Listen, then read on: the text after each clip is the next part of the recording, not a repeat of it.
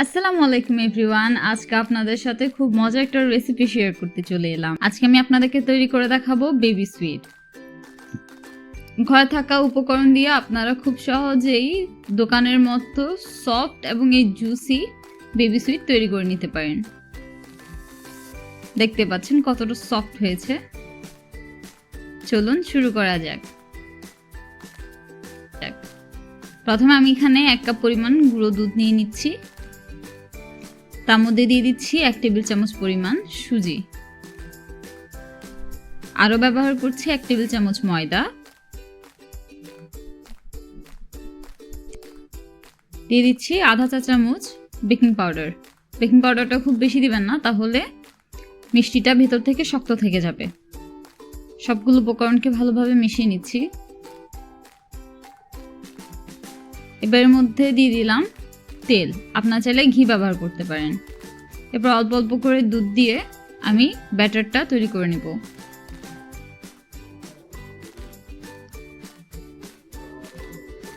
দেখতে পাচ্ছেন আমি কিভাবে করছি।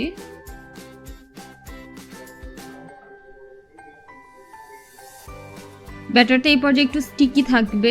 10 মিনিটের জন্য রেস্টে রেখে দিব। ফিরে এলাম 10 মিনিট পর। দেখতে পাচ্ছেন ব্যাটারটা অনেকটা মসৃণ হয়ে গেছে। এবার হাতের সাহায্যে ছোট ছোট বল তৈরি করে নিব। খেয়াল রাখতে হবে বলটা যেন চারপাশ থেকে মসৃণ হয়। সবগুলো তৈরি করে নিয়েছি। দেখতে পাচ্ছেন 1 কাপ দুধ থেকে কতগুলো মিষ্টি হয়েছে। এবার একটি প্যানে তেল গরম করে নিয়ে আমি মিষ্টিগুলোকে ভেজে নিব। এ পর্যায়ে আমার চুলার আঁচ একদম লো হিটে।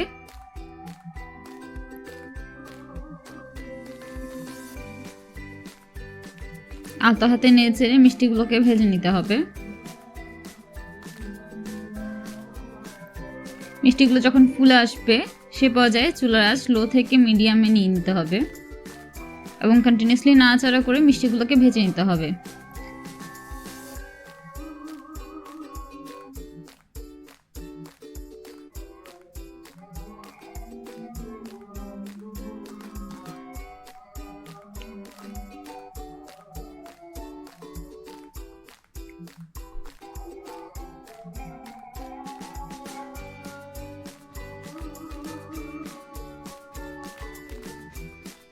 মিষ্টিগুলো ভাজা হয়ে গেছে। এ পর্যায়ে আমি অর্ধেক তুলে নিব।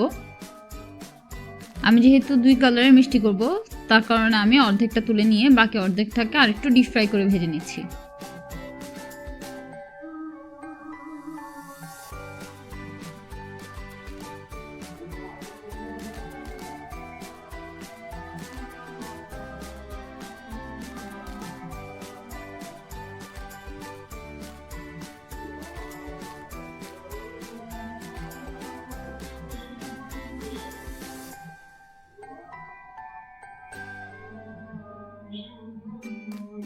মিষ্টিগুলো ভাজা হয়ে গেছে। এবার তুলে 10 মিনিটের জন্য রেখে দিব ঠান্ডা হতে।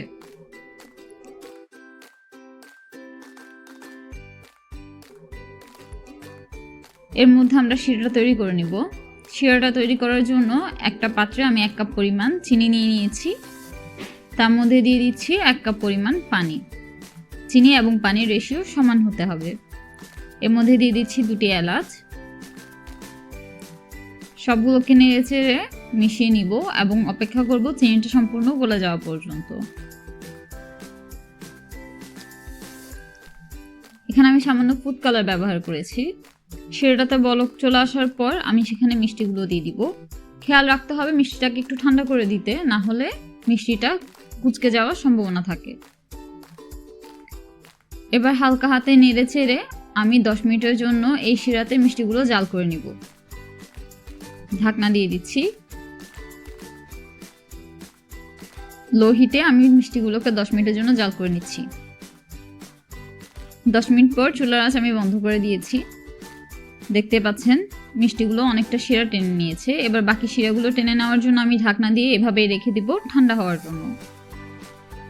বাস তৈরি হয়ে গেল খুবই মজার এই বেবি সুইট মিষ্টি।